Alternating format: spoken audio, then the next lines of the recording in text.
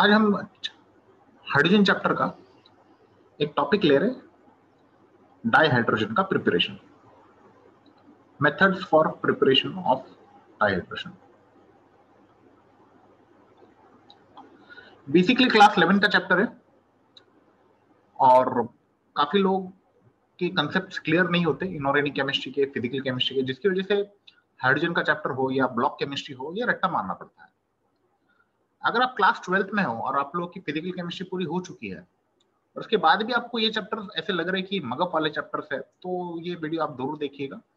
Because ऐसा नहीं है कि इनऑर्गेनिक केमिस्ट्री में हर चीज रट्टा मारनी पड़ती है, काफी सारी चीजें कंसेप्चुअल एप्लीकेशंस पे आधारित होती है, लेकिन बस हमें उसको लिंक करना होता है।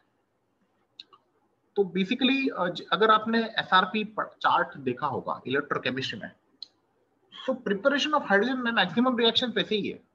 अगर दो रिएक्शन को अगर हम छोड़ दे तो दो रिएक्शन को छोड़ के बाकी पूरा जो भी रिएक्शन दिए हुए हैं मेथड्स ऑफ प्रिपरेशन में ऑफ डाइहाइड्रोजन, वो सारे के सारे रेडॉक्स रिएक्शंस है।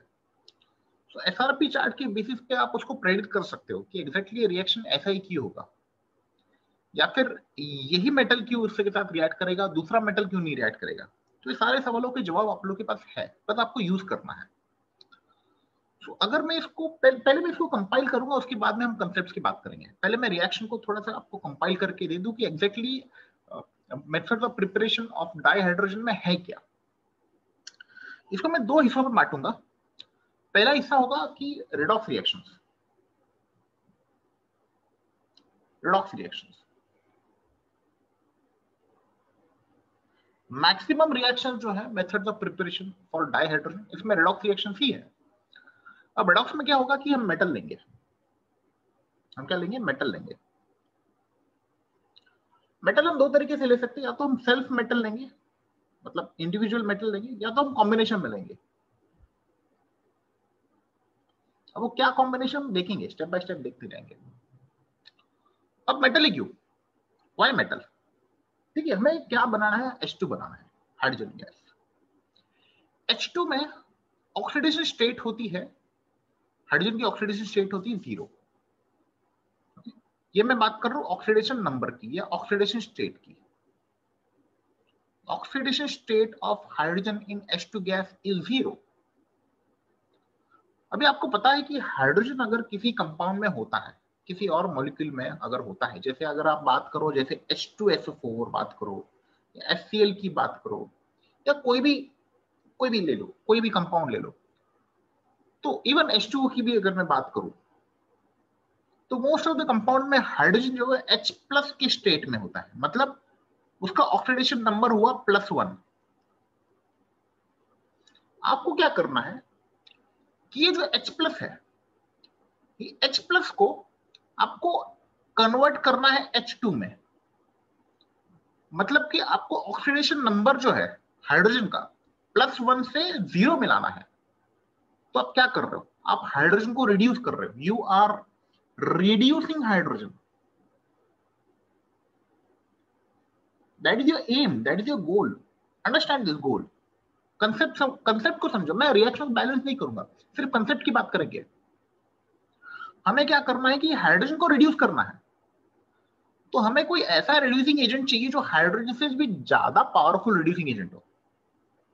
अभी क्लास 9 वाले बच्चे सोचेंगे कि यार हाइड्रोजन को रिड्यूस करना, हाइड्रोजन खुद दूसरों को रिड्यूस करता है। तो हाँ भाई, इट्स पॉसिबल, हाइड्रोजन को भी रिड्यूस किया जा सकता है। हाइड्रोजन को रिड्यूस किया जा सकता है। कौन रिड्यूस करेगा? मेटल रिड्यूस करेगा उसको। मेटल, कुछ मेटल्स है पीरियोडिक टेबल में जो हाइड्रोजन को रिड्यूस करने की क्षमता रखते हैं। कुछ क्या, काफी सारे मेटल्स हैं जो हाइड्रोजन को रिड्यूस करने की क्षमता रखते हैं। सारे के सारे मेटल्स ही कर पाएंगे। कौन से कर पाएंगे उसका भी मैं आपको लॉजिकल एक्सप्लेनेशन दे दूंगा। अभी इसमें अगर मैं सपोज अल्कली मेटल ले लूं, alkali metal, alkali metal are strongest reducing agent. उसमें भी सबसे ज्यादा स्ट्रॉन्ग होता है लिथियम। मेरे ख्याल से लिथियम से ज्यादा कोई स्ट्रॉन्ग है नहीं रिड्यूसिंग एजेंट। हाँ, अगर आप एलिमेंट की बात कर रहे हो तो lithium is the strongest reducing agent, लेकिन अगर आप कंपाउंड की बात करोगे तो लिथियम से भी बड़े बड़े महारथी बैठे हुए रिड्यूस करने के लिए, लेकिन एलिमेंट्स में lithium is the strongest reducing agent. अभी अगर मैं अल्कली मेटल को पानी में डालू, पानी में, तो ये गलती मत कर देना। हम अच्छी तरह से जानते हैं कि अल्कली मेटल पानी में एक्सप्लोजिव रिएक्शन देता है, एक हाईली एक्सोथर्मिक। इसलिए हम अल्कली मेटल को डायरेक्टली पानी में डाल के रिएक्शन नहीं करेंगे, हम अल्कली मेटल को कॉम्बिनेशन में लेंगे, उसको कवर करेंगे, अल्कली मेटल को किसी चीज से कवर करके फिर पानी में डालेंगे। So basically you can understand और you can very well use the logic कि अल्कली मेटल जो है कॉम्बिनेशन में जाएगा। बाकी जितने भी मेटल्स है, जैसे अगर आप ले लो एल्यूमिनियम ले लो, एल्यूमिनियम ले लो, जिंक ले लो, तो ऐसे सारे मेटल जो होंगे, या फिर Fe ले लो, ऐसे सारे मेटल जो होंगे अगर सेल्फ में भी जाते हैं तो भी कोई दिक्कत नहीं है, तो भी कोई दिक्कत नहीं है। और क्या क्या जाएगा कॉम्बिनेशन में? कॉम्बिनेशन में एक और चीज जाती है, हाइड्राइड्स। हाइड्राइड्स क्या होता है? हाइड्राइड्स वो होते हैं जो जिसमें हाइड्रोजन जो है -1 की स्टेट में होता है, -1 की स्टेट में। अब ये कब होता है? जब वो किसी मेटल के साथ मिलेगा। हाइड्रोजन जब किसी मेटल के साथ रिएक्ट करेगा या फिर कंबाइन करेगा तो आयनिक हाइड्राइड बनता है, आयनिक हाइड्राइड बनता है। तो ये आयनिक हाइड्राइड जब H+ को मिलेगा तो ये हाइड्राइड ज्यादा पावरफुल रिड्यूसिंग एजेंट होते हैं। So basically hydrides are used here as a reducing agent, मतलब वो इन H+ को रिड्यूस करेगा H2 में, मतलब ऑक्सीडेशन नंबर जो है हाइड्रोजन की रिड्यूस करके 0 में कन्वर्ट करेगा।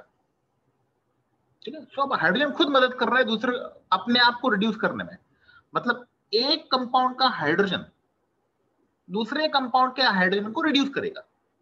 This is what I want to say. Okay, so ये हो गए रेडॉक्स रिएक्शंस की क्लासिफिकेशन, मतलब इतने ही रिएक्शंस है आपके सिलेबस में। इसके अलावा जो रिएक्शन है वो बहुत छोटा रिएक्शन है, 2 रिएक्शन है बेसिकली, कि जैसे आप कार्बन ले लो, आप कार्बन पे H2O पास करो या स्टीम पास करो, तो आपको क्या मिलेगा? आपको मिलेगा कार्बन मोनोऑक्साइड प्लस H2। अब यहाँ पे H2 गैस जो है वो हम इजीली उसको सेपरेट नहीं कर सकते कार्बन मोनोऑक्साइड से, तो वो हम बाद में देखेंगे। फिलहाल इस क्लासिफिकेशन को समझते हैं कि जैसे ये कार्बन मैंने यूज किया, अभी कार्बन में एज अ कार्बन भी रख सकता हूं, सिर्फ कार्बन भी हो सकता है, या फिर मैं इस कार्बन की जगह पे हाइड्रोकार्बन भी ले सकता हूं। I can use hydrocarbon like CnH2n+2, I can take hydrocarbon. मैं हाइड्रोकार्बन के ऊपर से अगर मैं H2O पास करूं तो भी मुझे यही प्रोडक्ट मिलने, carbon monoxide plus H2। Reaction आप खुद बैलेंस कर लेना, डेफिनेटली नंबर ऑफ मोल्स अलग अलग होंगे दोनों ही केस में, वो आप देख लेना। पहले इस वीडियो से आप सिर्फ कंसेप्ट समझने की कोशिश करना। तो रेडॉक्स रिएक्शंस के अलावा प्रिपरेशन ऑफ हाइड्रोजन गैस में या प्रिपरेशन ऑफ डाई हाइड्रोजन में सिर्फ यही 2 टाइप है, या तो रेडॉक्स रिएक्शन होगा या तो कार्बन पे आप स्टीम पास कर रहे हो तो आपको कार्बन मोनोऑक्साइड प्लस H2O मिलेगा। तो इसको अगर मैं कंक्लूड करना चाहूँ तो अभी मैं 2 मिनट में कंक्लूड कर सकता हूँ कि जैसे मुझे ये मिल गया वाटर गैस, इसका वाटर गैस भी बोल सकते हो या फिर सीन गैस भी बोल सकते हो, एनसीईआरटी में सीन गैस लिखा है। सो क्या फंक्शन है इसका? अगर मैं CO प्लस H2 ले लू, सपोज CO प्लस H2 का प्रॉब्लम यह है कि हम इसको सेपरेट नहीं कर सकते। अगर ये प्रोडक्ट मुझे मिल भी गया तो इससे मैं हाइड्रोजन गैस निकाल नहीं पाऊंगा। ऐसा नहीं कि ये कुछ काम का नहीं, ये काम का है, इसके लिए इसको नाम दिया गया है। क्या काम का है? बेसिकली ये, अगर मैं CO प्लस 2H2 ले लू, 2 मोल्स ऑफ हाइड्रोजन गैस, तो क्या मिलेगा? I will get CH3OH। Basically I am getting methanol. फिर मिथेनॉल बनाने की काम आ जाता है। सो हाइड्रोकार्बन रूट से अगर मैं वाटर गैस बनाऊं तो वाटर गैस में डायरेक्टली मिथेनॉल बनाने के लिए यूज कर सकता हूं। या फिर अगर ऐसा है कि हाइड्रोकार्बन रूट से मुझे हाइड्रोजन गैस ही चाहिए तो 2 तरीके मैं बता सकता हूं आपको। एक तरीका तो ये है कि दोनों गैस है तो मैं देखूंगा कि दोनों के लिक्विफिकेशन पॉइंट अगर अलग अलग है तो मैं लिक्विफाई करूंगा। जिसका लिक्विफिकेशन पॉइंट जल्दी आएगा वो लिक्विड में कन्वर्ट हो जाएगा, दूसरे को मैं कलेक्ट कर सकता हूं। अभी अगर मैं इन दोनों का कंपैरिजन करूं, कार्बन मोनोऑक्साइड और पानी कार्बन मोनोऑक्साइड और हाइड्रोजन गैस को, तो उसमें कार्बन मोनोऑक्साइड जल्दी लिक्विफाई हो जाता है। उसको अगर दोनों गैस को मैं ठंडा करूं, तो वाटर गैस को अगर मैं ठंडा करूं तो कार्बन मोनोऑक्साइड जो है पहले लिक्विफाई हो जाएगा। अगर ये लिक्विफाई हो गया कार्बन मोनोऑक्साइड, तो मुझे हाइड्रोजन गैस मिल जाएगा। I can easily separate hydrogen gas once the carbon monoxide is liquefied. That is one thing. ये चीज एनसीईआरटी में दी हुई नहीं है। अगर आप कोई भी किताब पढ़ते हो, रेफरेंस बुक पढ़ते हो, तो उसमें आपको ये चीज मिल जाएगी। एनसीईआरटी में ये मेथड आपको दिया नहीं है। दूसरा हम क्या कर सकते हैं कि इसमें हम स्टीम पास कर सकते हैं। जैसे ये भी स्टीम पास करके ही आपने ये बनाया हुआ है, आप इसमें और एडिशनल स्टीम पास कर सकते हैं। किसमें? वाटर गैस में। तो आपको क्या मिलेगा? आपको मिलेगा carbon dioxide plus H2। You will get carbon dioxide plus H2, मतलब आपको कार्बन डाइऑक्साइड मिल जाएगा। So carbon monoxide will be converted to carbon dioxide. That's what I want to say. Carbon monoxide will be converted to carbon dioxide. अब ये जो combination है carbon dioxide वाला, ये इजीली आप इसमें से H2 गैस रिमूव कर सकते हो। तो क्या थियरी दी है एनसीईआरटी में दी हुई है, वो पढ़ लेना। थियोरेटिकल चीज है। हम इस वीडियो में सिर्फ कंसेप्चुअल बातें करेंगे। तो ये हो गया, खत्म हो गया। अब बात करते हैं इंटरेस्टिंग रेडॉक्स रिएक्शंस की। अब हम बात करते हैं रेडॉक्स रिएक्शंस की। रेडॉक्स रिएक्शन में मैंने क्या कहा था कि सबसे पहले हम लेंगे मेटल्स, और मेटल्स के साथ हम लेंगे H+ का सोर्स। अब मेटल्स हम क्या कर सकते हैं? सेल्फ मेटल्स ले सकते हैं, जैसे कि हमने थोड़ी देर पहले देखा। इंडिविजुअल मेटल लेंगे, वो H+ के साथ रिएक्ट करेगा और क्या करेगा? H2 गैस लिबरेट होगी, H2 गैस लिबरेट होगी, और क्या बचेगा? मेटल के साथ यहां पे जो अनायन होगा वो चिपक जाएगा। जरूरी नहीं है कि पूरा का पूरा अनायन चिपक जाए, वो कुछ अलग अलग तरीके से भी चिपक सकता है। इंपॉर्टेंट ये है कि ये जो H+ है वो H2 में कन्वर्ट हो गया, मतलब कि इसकी ऑक्सीडेशन नंबर जो है रिड्यूस हुई। दैट इज इंपॉर्टेंट, इस पे ध्यान देना। बाकी की चीजें आप प्रेडिक्ट कर सकते हो, बाकी की चीजें ज्यादा इंपॉर्टेंट नहीं है, बाकी चीजें बहुत ईजी है। एक बार आप ये समझ जाओ, ठीक है। अभी हो गई सेल्फ की बात। कॉम्बिनेशन में मैंने क्या कहा था कि कॉम्बिनेशन में एक मैंने हाइड्राइड का एग्जांपल लिया था, हाइड्राइड का। इसमें भी वही, आप कोई भी H+ का सोर्स ले लो। बेसिकली आपके सिलेबस में आप H2O लेते हो, तो आप H2 गैस लिबरेट हो गया, H2 गैस लिबरेट हो गया, प्लस मेटल हाइड्रोक्साइड आपको मिल गया। अभी अगर अल्कली मेटल है तो MOH मिलेगा, और अगर ये अल्कलाइन अर्थ मेटल है तो MOH ट्वाइस मिलेगा। डिपेंड्स आप कौन सा मेटल यहाँ पे ले रहे हो, अल्कली मेटल ले रहे हो या अल्कलाइन अर्थ मेटल ले रहे हो। ये दो ही चीजें हैं जिसका हाइड्राइड अच्छे से बनता है। ये आप एस ब्लॉक में भी पढ़ोगे कि alkali metals and alkaline earth metals hydrogen के साथ में हाइड्राइड्स बनाते हैं, आयनिक हाइड्राइड्स बनाते हैं। सो ये हो गया आपका अल्कलाइन अर्थ मेटल, उसका हाइड्रोक्साइड, और ये हो गया आपका अल्कली मेटल का हाइड्रोक्साइड। फाइन। दूसरा, अगर मुझे अल्कली मेटल से ही रिएक्ट करना है पानी को डायरेक्टली बिना हाइड्राइड्स के, तो मैं नहीं कर सकता। जैसे कि अभी थोड़ी देर पहले मैंने बताया था कि अल्कली मेटल हम पानी में नहीं डाल सकते, बिकॉज ये रिएक्शन बहुत ही हाईली एक्सोथर्मिक होती है, जो आप एस ब्लॉक में भी वापस पढ़ोगे। तो हम क्या करते हैं कि इसको प्रोटेक्ट करते हैं। जैसे अगर मैं सोडियम ले लिया, तो सोडियम हम डायरेक्टली यूज नहीं करते, हम सोडियम को अमेलगम के फॉर्म में लेते हैं। तो sodium amalgam plus H2O will give you H2 gas liberate हो जाएगी, H2 गैस लिबरेट हो जाएगी, और क्या मिलेगा आपको? Plus NaOH।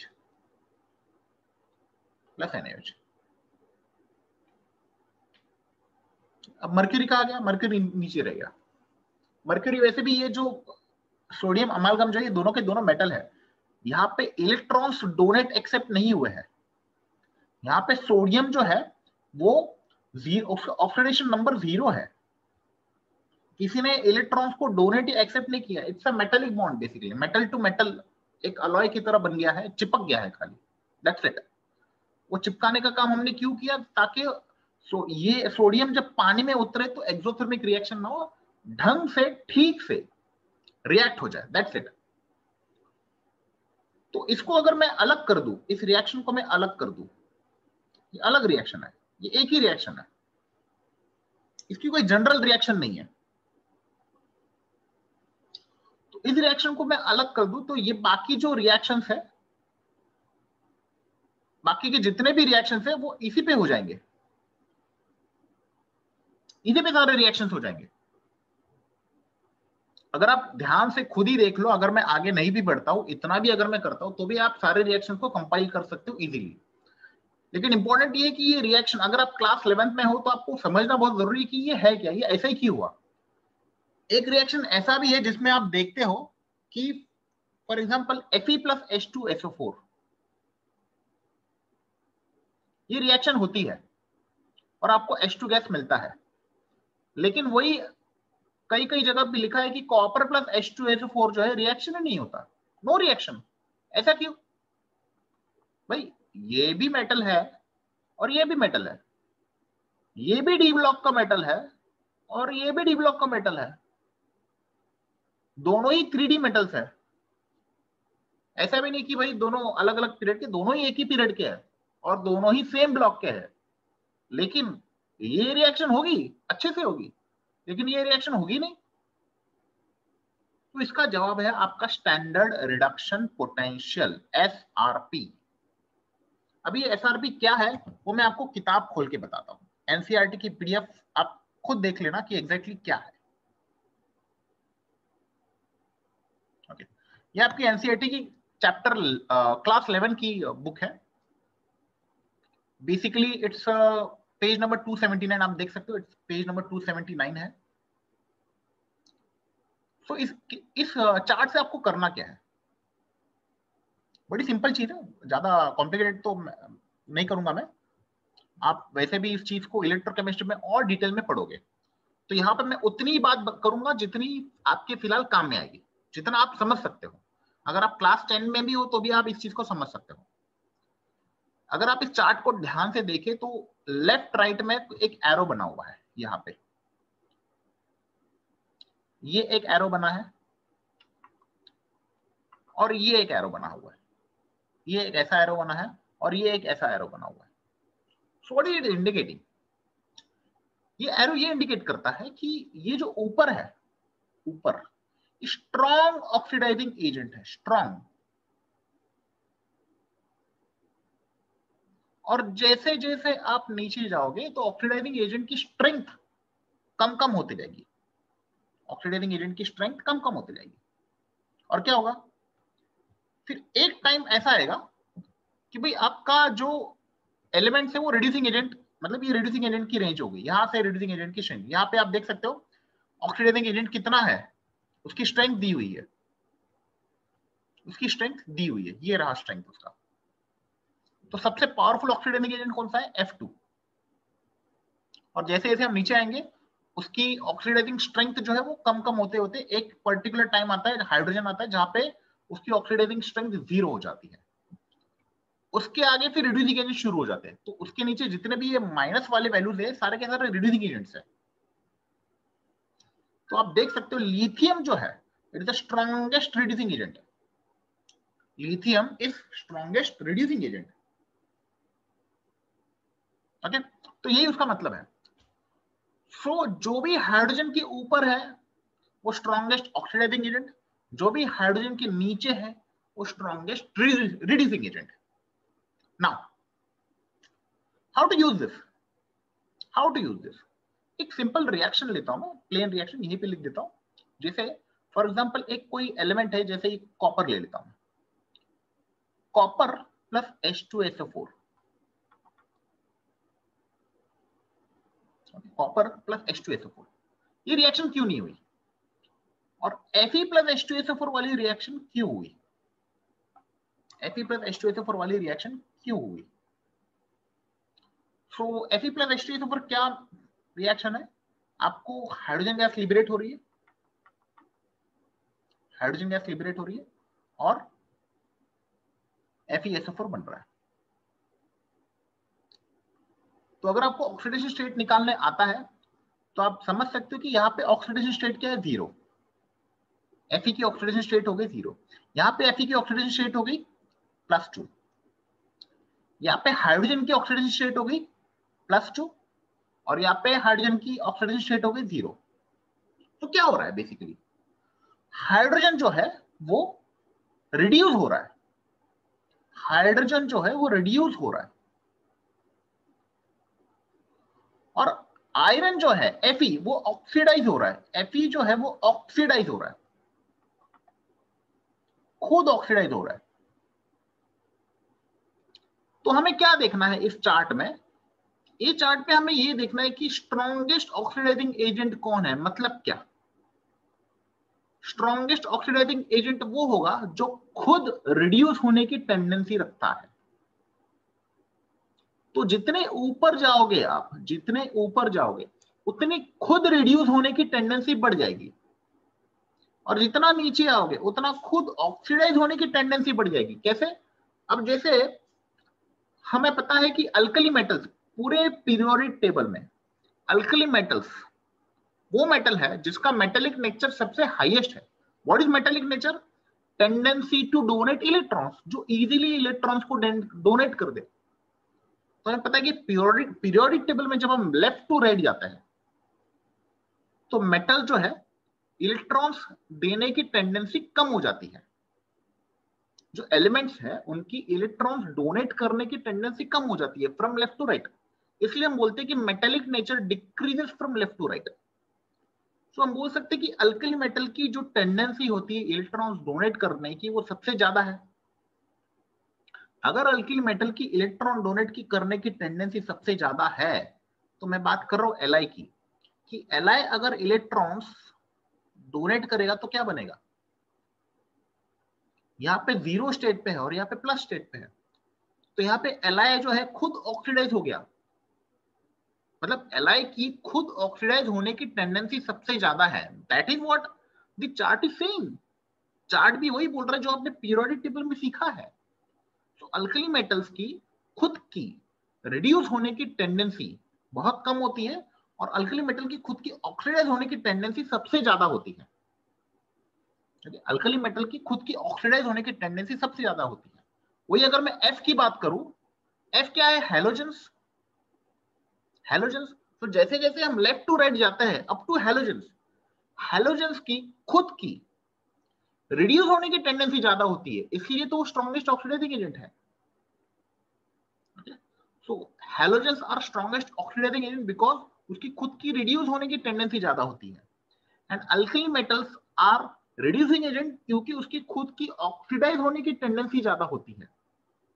सो वही चीज जो आपने क्लास 10th में भी पढ़ी है, उसी को मैंने एक अलग तरीके से इंटरप्रेट किया in terms of oxidation state, that's it, और कुछ नहीं किया है। सो आपको क्या करना है, आपको सिर्फ ये चार्ट देखना है। ये चार्ट में आपको देखना है कि हाइड्रोजन के ऊपर कौन है, जो हाइड्रोजन के ऊपर है, जो हाइड्रोजन के ऊपर है वो खुद रिड्यूस होगा और सामने वाले को ऑक्सीडाइज करेगा। सो जब मैं बोलता हूं कि कॉपर प्लस H2SO4, अगर हम इसको हम स्क्रीन पे ले लेते हैं, व्हाइट बोर्ड पे ले लेते हैं,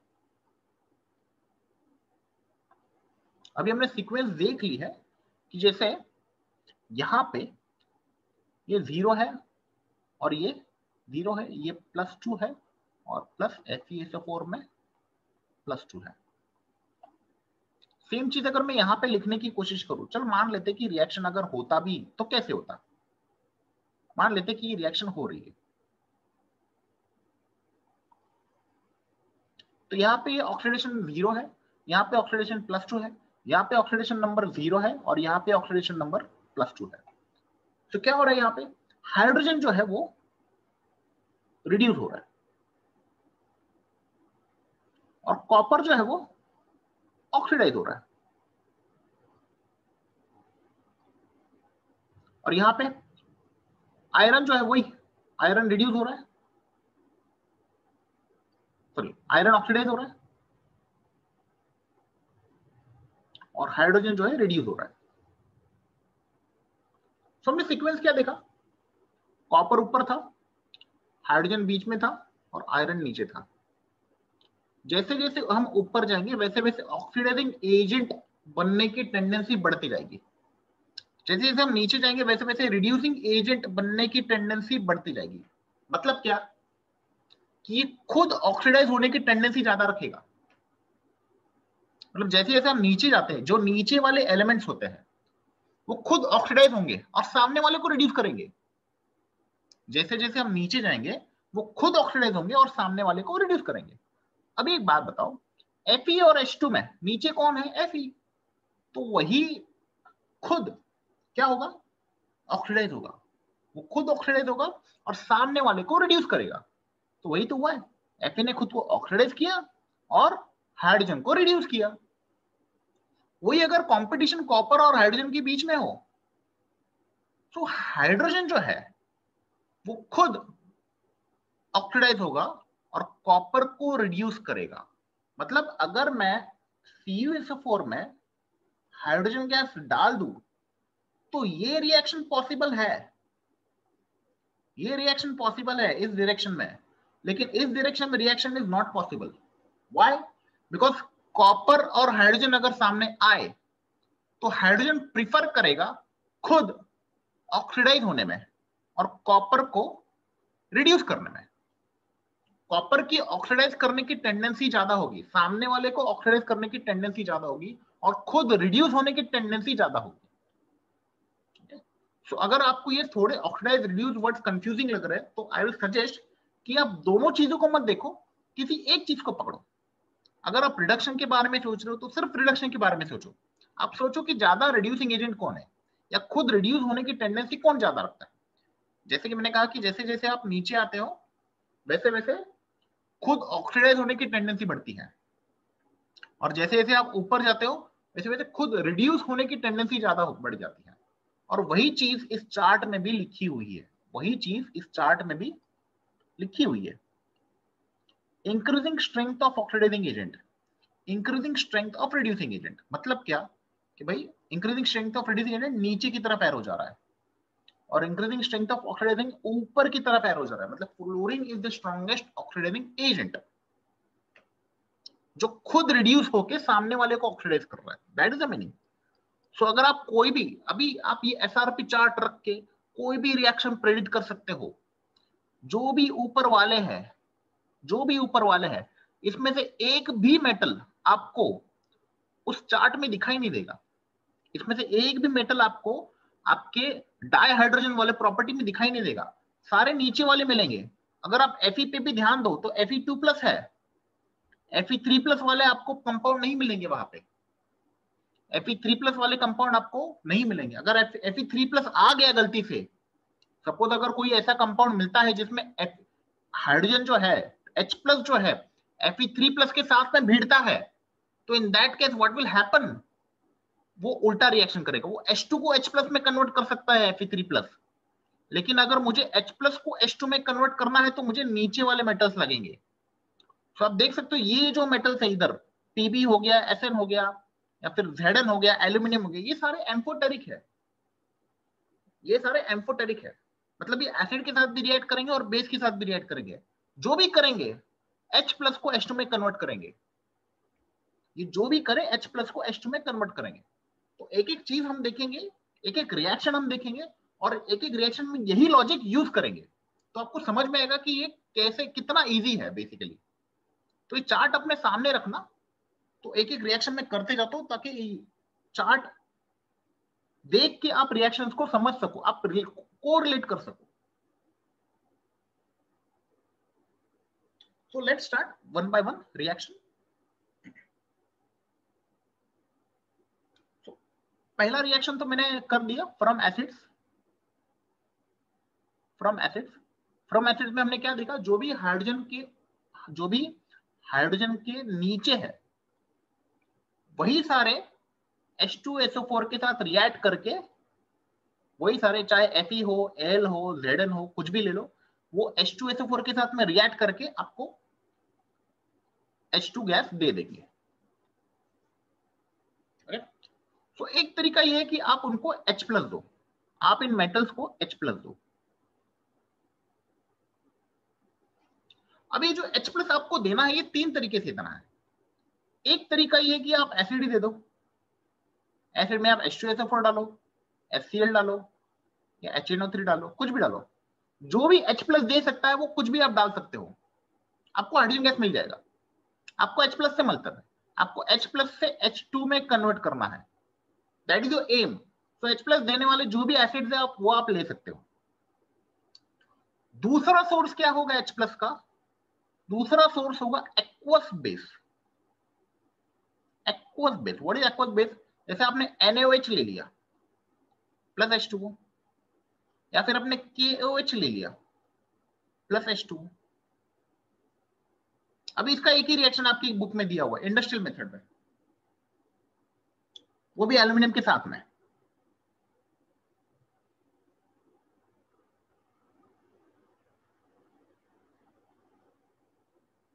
ओके,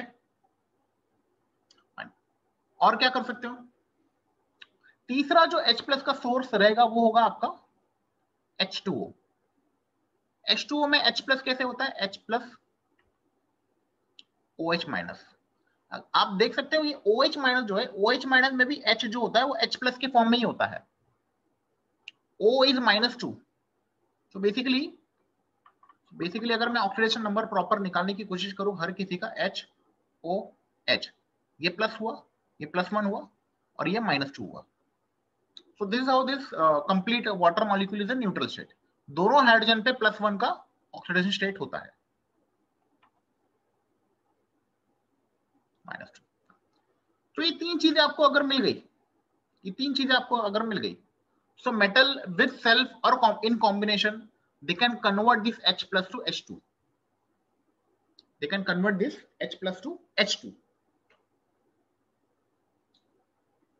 अभी जैसे मैं बात कर रहा था KOH की, so KOH वाला आपका एक ही रिएक्शन है। अब जैसे एल्यूमिनियम वाला है, एल्यूमिनियम लिया मैंने प्लस KOH प्लस H2O, बाकी जितने भी रिएक्शन थे उसमें आपको NaOH दिया हुआ है आपके सिलेबस में। So what is this reaction? ये रिएक्शन आपको मिल जाएगा ऊयोनो मेथड। ऊयोनो मेथड उसका नाम है, इंडस्ट्रियल प्रोसेस है बेसिकली। तो इंडस्ट्रियल प्रोसेस में जो भी लिस्ट दी गई है उसमें ऊयोनो मेथड अगर आप देखोगे तो उसमें ये वाली रिएक्शन दी हुई है, वहीं पे KOH यूज किया हुआ है। अपार्ट फ्रॉम दैट हर जगह पे NaOH ही यूज किया हुआ है। ठीक है, सो इसका SRP एप्लीकेशन हम करेंगे, ये भी करेंगे। तो पहले हमने एसिड किया, एसिड में हमने देखा कि कैसे H2 के नीचे वाले जो जितने भी मेटल है वो खुद ऑक्सीडाइज होके हाइड्रोजन को रिड्यूस करता है। अभी मैं कुछ और एग्जांपल्स भी लेता हूं, जैसे मैग्नीशियम, मैग्नीशियम प्लस H2SO4, क्या ये रिएक्शन होगी? क्या ये रिएक्शन होगी? SRP चार्ट देख के बता सकते हो? आप अपना SRP चार्ट देखिए, अगर SRP चार्ट अगर आप देखोगे तो Mg जो है एल्यूमिनियम के भी नीचे है, Mg जो है वो एल्यूमिनियम के भी नीचे है। पहले Al3 प्लस है, उसके नीचे Mg2 प्लस है। तो यस, Mg के साथ में रिएक्शन होगी। तो Mg के साथ में रिएक्शन वाला भी आपके इसमें नोट्स में अलग से दिया हुआ है, तो आपको अलग से करने की जरूरत नहीं है। अभी मैं कोई भी मेटल ले लूं तो आई नाउ यू नो कि मैं Pb लूं, Fn लूं या कोई भी एम्फोटेरिक मेटल ले लूं, तो सारे के सारे H2SO4 के साथ रिएक्ट करके H2 गैस लिबरेट करेंगे। इवन निकल, chromium, all these metals can convert directly this H2SO4 directly into H2 gas, मतलब एसिड के साथ रिएक्ट करके H2 गैस लिबरेट करेंगे। Now we will talk about alkalis. अगर सपोज मैं मेटल लेता हूं और उसके साथ में मैं अल्कली से रिएक्ट करवाता हूं, एक्वस बेस, बेसिकली मैंने एक्वस बेस की बात कही थी, aqueous base. Now what is happening here? What is happening? NaAlO2 plus H2, आपको सिर्फ रेडॉक्स एनालिसिस करना है और कुछ नहीं। अब ध्यान देना, यहां पे NaOH का कुछ नहीं हो रहा है, क्यों कुछ नहीं हो रहा है? अगर आप Na का ऑक्सीडेशन स्टेट देखोगे, ये +1 है, तो यहाँ पे भी +1 ही रहेगा। तो चेंज किसका हो रहा है? यहाँ पे रेडॉक्स रिएक्शन है क्या? एल्युमिनियम यहाँ पे 0 है, तो यहाँ पे +3 है। हाइड्रोजन जो है यहाँ पे H प्लस और ये -2। हाइड्रोजन जो है यहाँ पे +1 के स्टेट में, चाहे वो यहाँ पे हो या यहाँ पे हो, हाइड्रोजन हर जगह पे +1 के स्टेट में है, और यहाँ पे हाइड्रोजन 0 के स्टेट में। तो क्या हो रहा है? हाइड्रोजन यहाँ पे भी रिड्यूस हो रहा है, हाइड्रोजन यहाँ पे भी रिड्यूस हो रहा है। तो बेसिकली ये भी रेडॉक्स रिएक्शन ही है। It is not acid base reaction. भले हमने बेस यूज किया है, लेकिन बेस का कुछ हो नहीं रहा है, यहाँ पे रेडॉक्स रिएक्शन ही हो रही है। यहाँ पे ये मेटल जो है हाइड्रोजन को रिड्यूस करके H प्लस को रिड्यूस करके H2 गैस में कन्वर्ट कर रहा है। तो यहाँ पे भी हम वही मेटल लेंगे जो SRP में हाइड्रोजन के नीचे हो, बिलो H2, मतलब कि जिनकी SRP वैल्यू, जो इलेक्ट्रॉन, जो वोल्टेज है, पोटेंशियल है, SRP स्टैंडर्ड रिडक्शन पोटेंशियल है, वो नेगेटिव हो। जिनकी भी SRP नेगेटिव है, आपको वोल्टेज याद करने की जरूरत नहीं है, वो चार्ट आप देख देख के क्वेश्चंस को सॉल्व करना, आपको सारे जितने भी इंपॉर्टेंट लिस्ट है, एलिमेंट्स है, वो याद हो जाएंगे। It's not that difficult, it's very easy. तो आप कोई भी मेटल ले लो, पीबी ले लो, वही रिएक्शन मिलनी है आपको। पीबी के बाद में आप बेरिलियम ले लो या फिर SN ले लो, कोई भी आप रिएक्शन ले लो, H2 के नीचे जितने भी मेटल्स आपको मिलेंगे, आप कोई भी ले लो, every element below H2 in that SRP list will reduce H plus to H2 gas. It's that easy. इतना ही है बस, ज्यादा कुछ नहीं है। तो ये होगी एक्वस बेस की बात। अब तीसरा क्या मैंने कहा था? H2O, मेटल प्लस H2O, ये भी वही है, सेम है, कुछ फर्क नहीं है। अगर मैं Zn प्लस H2O ले लू तो क्या होगा? ZnO प्लस H2, पहले जैसे ही कंसेप्ट है। यहाँ पे भी H क्या है? +1 के ऑक्सीडेशन स्टेट में, यहाँ पे 0 के ऑक्सीडेशन स्टेट में, यहाँ पे 0 के ऑक्सीडेशन स्टेट में, और ये +2 के ऑक्सीडेशन स्टेट में। तो यहाँ पे भी हाइड्रोजन जो है रिड्यूस हो रहा है और Zn जो है ऑक्सीडाइज हो रहा है। तो हमें यहाँ पे कौन से मेटल लेने हैं? हमें वही मेटल लेने हैं जो SRP लिस्ट में हाइड्रोजन के नीचे है। हम हाइड्रोजन के ऊपर वाले मेटल्स यहाँ पे नहीं ले सकते हैं, अगर मुझे H प्लस को H2 में कन्वर्ट करना है तो। ओके, एक और चीज है, जैसे मैंने हाइड्राइड ले लिया, लाइक कैल्शियम हाइड्राइड ले लिया, उसको भी मैंने अगर पानी से रिएक्ट किया तो यहाँ पे ये पूरा का पूरा जो है रिड्यूसिंग एजेंट की तरह काम कर रहा है, पूरा का पूरा ये रिड्यूसिंग एजेंट की तरह काम कर रहा है। क्यों? बिकॉज यहाँ पे जो हाइड्रोजन है H प्लस के फॉर्मेट में है, H प्लस 1 के फॉर्मेट में है, तो H2 गैस लिबरेट होगा। यहाँ पे ऑक्सीडेशन नंबर 0 है, plus CaOH twice. Now understand, एक दिक्कत है, जिन लोगों ने रेडॉक्स रिएक्शन अभी अभी किया है उन्होंने टाइप्स ऑफ रिएक्शंस पढ़े होंगे, types of redox reactions.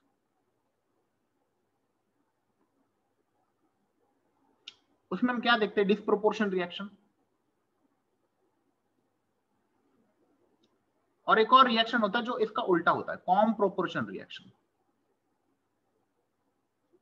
Com proportion reaction, even this com proportion reaction, क्यों?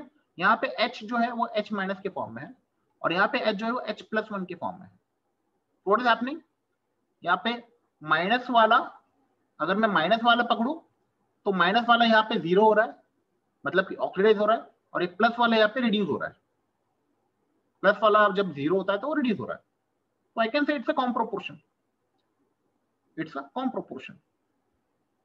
लेकिन अगर मैं इसको देखूं, this is CaOH twice, so basically what is happening, इसका जो H माइनस है और इसका जो H प्लस है, ये दोनों एक हो रहे हैं और H2 गैस बना रहे हैं, और इसका जो OH माइनस है वो कैल्शियम के साथ में आ रहा है और कैल्शियम हाइड्रोक्साइड बना रहा है। ठीक है, तो ये जानने की जरूरत है नहीं तुम लोगों को, you don't need to understand this. अगर आप ये सब करते बैठोगे, ज्यादा डिटेल में जाओगे तो दिमाग ज्यादा खराब होगा। बेस्ट वे इसको समझने की तरीका क्या है कि भाई H2O क्या है, H प्लस देने वाला है, और H प्लस देने वाले के सामने हम लोग को क्या डालना है, रिड्यूसिंग एजेंट डालना है। रिड्यूसिंग एजेंट में हम क्या यूज करते हैं, मेटल यूज करते हैं। कौन से मेटल, जो SRP में H प्लस के नीचे हो या H2 के नीचे हो। और कौन से मेटल, कॉम्बिनेशन वाले। कॉम्बिनेशन में क्या हमने देखा, एक हमने देखा अमेलगम, सोडियम अमेलगम, और दूसरा हमने क्या देखा, metal hydride, metal hydride. That's it, इतना ही है। बाकी अलग अलग नाम दिए गए और अलग अलग हेडिंग में डाल दिए गए, दैट्स इट, और कुछ नहीं है। इससे ज्यादा तो है भी नहीं। दूसरा क्या हमने एक्वस बेस देखा था, मेटल प्लस एक्वस बेस। तो एक्वस बेस में देखा जाए तो ये तो कुछ नहीं है, मेन तो ये है, ये जो रिएक्शन हो रही है वही रिएक्शन यहाँ पे भी हो रही है। यहां से H2 में से हम H2 निकाल रहे हैं, मतलब H प्लस को हम H2 में कन्वर्ट कर रहे हैं, मतलब रिड्यूस कर रहे हैं बेसिकली हाइड्रोजन को, और कुछ नहीं है। तो सारे के सारे रिएक्शन बहुत इजी है। If you understand, if you can apply your physical chemistry का knowledge in inorganic chemistry, it's very easy. तो SRP का फंडा क्या है ये आप लोग इलेक्ट्रोकेमिस्ट्री में और डिटेल में पढ़ोगे। फिलहाल आपको सिर्फ इतना ही समझना है कि जो ऊपर वाले हैं वो ऑक्सीडाइजिंग एजेंट है, जो नीचे वाले हैं वो रिड्यूसिंग एजेंट है। एक बात आपने पीरियोडिक टेबल में अच्छी सी पढ़ी होगी, ऐसा क्यों है वो भी आपने पीरियोडिक टेबल में पढ़ चुके हो आप लोग। जैसे F जो है पूरे पीरियोडिक टेबल का सबसे ज्यादा इलेक्ट्रोनेगेटिव है। मतलब क्या कि आज तक पीरियोडिक टेबल में ऐसा कोई माइकलाल पैदा नहीं हुआ जो F से इलेक्ट्रॉन को छीन सके, इसलिए वो स्ट्रॉन्गेस्ट ऑक्सीडाइजिंग एजेंट है। वो खुद रिड्यूस होगा, वो खुद दूसरों से इलेक्ट्रॉन छीन के F माइनस बनेगा। लेकिन अगर मुझे F से अगर इलेक्ट्रॉन को छीनना है तो मुझे इससे पावरफुल रिड्यूसिंग एजेंट लगेगा। लेकिन कोई एलिमेंट आज तक पैदा नहीं हुआ जो F से इलेक्ट्रॉन को छीन सके। मैं एलिमेंट की बात कर रहा हूं, हाँ मॉलिक्यूल छीन सकता है। अगर मैं कोई ऐसा स्ट्रॉन्ग ऑक्सीडाइजिंग एजेंट इसके सामने लेके आऊं मॉलिक्यूल्स, तो शायद वो छीन पाए, लेकिन जितने ऑक्सीडाइजिंग एजेंट आप लोगों को मालूम है वो उस SRP लिस्ट में है। Cr2O7 की बात करूं, KMnO4 की बात करूं, वो उस लिस्ट में है। वो भी इससे छीन नहीं सकते, वो भी इससे इलेक्ट्रॉन छीन नहीं सकते। मतलब उनका भी जो रेटिंग है SRP रेटिंग, वो भी F के नीचे है। ठीक है, तो फिलहाल आप ये समझ लो कि आपके सिलेबस के हिसाब से F is the strongest oxidizing agent, खत्म। उससे कोई इलेक्ट्रॉन छीन नहीं सकता, और उससे हम लोग को मतलब भी नहीं है जब हम हाइड्रोजन चैप्टर करते हैं। क्यों? क्योंकि हमें जरूरत है रिड्यूसिंग एजेंट की। हमें मतलब है उन मेटल्स की या उन एलिमेंट्स की जो हाइड्रोजन को रिड्यूस कर सके। तो मतलब हमें उन एलिमेंट्स पे ध्यान देना है जो हाइड्रोजन में SRP लिस्ट में नीचे है, that's it. This is all the compilation of methods of preparation of dihydrogen. यही लॉजिक आप पूरे इनऑर्गेनिक केमिस्ट्री में लगा सकते हो। जहां जहां पे आपको मेटल दिखेंगे, सिंगल मेटल दिखेंगे और रेडॉक्स रिएक्शन दिखेगा, वहां पे आप SRP वाला लॉजिक लगाओगे, 100% काम करेगा, 100% काम करेगा। तो ये बात आपको समझनी है। वही रेडॉक्स रिएक्शन जहां पे भी हो रहा है वहां पे SRP चार्ट सामने रख देना, रट्टा मारने की जरूरत नहीं है, SRP चार्ट सामने रख देना। एक और चीज आप कर सकते हो, अगर आपको प्रैक्टिस करनी है, अगर आप क्लास 11th में हो तो आप ये प्रैक्टिस कर सकते हो। मैं दिखा देता हूँ एग्जैक्टली आपको प्रैक्टिस क्या करनी है। आप में से काफी लोगों ने एनसीईआरटी की जो क्वेश्चन है उनको इग्नोर किया रहेगा। मैं आपको इन क्वेश्चन की क्वालिटी बताता हूँ है क्या। अगर आप देखोगे question number 8.3, justify that following reactions are redox reactions. कैसे जस्टिफाई करोगे? आप सबके ऑक्सीडेशन नंबर निकालोगे। आप देखो यहाँ पे कॉपर जो है +2 स्टेट में है और यहाँ पे 0 स्टेट में है। Yes, this is redox reaction. तो ये सारे क्वेश्चन अगर आप प्रैक्टिस करोगे SRP चार्ट को सामने रख के, वो SRP चार्ट ऐसे ही याद हो जाएगी। और ये इतने ही रिएक्शन नहीं है, 5 रिएक्शन नहीं, इसके नीचे भी है। Fluorine reacts with ice and results in the change, justify that this reaction is a redox reaction, 8.4। Even if you see नीचे के reactions, question number 8.9, why it is more appropriate to write these reactions as, ये भी आप उसी SRP chart के basis पे practice कर सकते हो। इवन क्वेश्चन नंबर 8.13, ये तो भंडार है क्वेश्चन का। Identify the substance oxidize reduce oxidizing agent and agent for each of the following. Question number 8.13 की बात कर रहा हूँ। इसमें 5 रिएक्शन दिए हैं, तो जो चीज हमने अभी की है वही चीज कीप करने के लिए बोल रहा है। तो आप में अगर रेडॉक्स रिएक्शन में सिर्फ बैलेंसिंग द रिएक्शन किया होगा और सिर्फ ऑक्सीडेशन नंबर निकालने की टेक्निक सीखी होगी, तो मतलब आपने रेडॉक्स रिएक्शन अभी तक ठीक से किया नहीं है। ये क्लास 12 की टेक्स्ट बुक नहीं है, ये क्लास 11 की बुक है, और क्लास 11 की बुक में रेडॉक्स रिएक्शन का ही क्वेश्चन है। तो अगर आप लोगों ने एनसीईआरटी स्किप की है, आप लोगों ने एनसीईआरटी नहीं पढ़ी है, तो आप लोग गलती कर रहे हो। तो ये एक वजह होती है कि काफी लोग बोलते हैं एनसीईआरटी पढ़ना चाहिए। आपको सिर्फ क्लासेस की कोचिंग मटेरियल पे या सिंगेज या जैसे बड़े बड़े फॉरेन ऑथर्स की बुक जो है उस पर डिपेंड नहीं रहना चाहिए। अब ये देखो question number 8.17, what inference do you draw about the behavior of Ag plus and Cu2 plus from these reactions? No change observed. Why no change observed? Now we can understand why no change observed. SRP, it's all about SRP. तो ये reactions आपको practice करना है, तभी आपको समझ में आएंगे इनऑर्गेनिक के सारे रिडॉक्स रिएक्शन बेसिस पे। 2 टाइप के रिएक्शंस है जो बहुत ज्यादा आपको मिलते हैं, एक होता है रिडॉक्स रिएक्शन और दूसरा होता है एसिड बेस रिएक्शंस। तो मैंने आज एसिड बेस रिएक्शन की बात ही नहीं की, मैंने सिर्फ रिडॉक्स रिएक्शन के बेसिस पे डाइहाइड्रोजन के जितने भी मेथड्स ऑफ प्रिपरेशन है उनको क्लासिफाई कर दिया इजीली। यही आपको करना है। तो अगले वीडियो में मैं केमिकल प्रॉपर्टीज की बात करूंगा डाइहाइड्रोजन की, और बाकी की जो भी रिएक्शन है उनको कंपाइल करने की कोशिश करूंगा। फिलहाल के लिए मुझे इजाजत दीजिए। Thank you.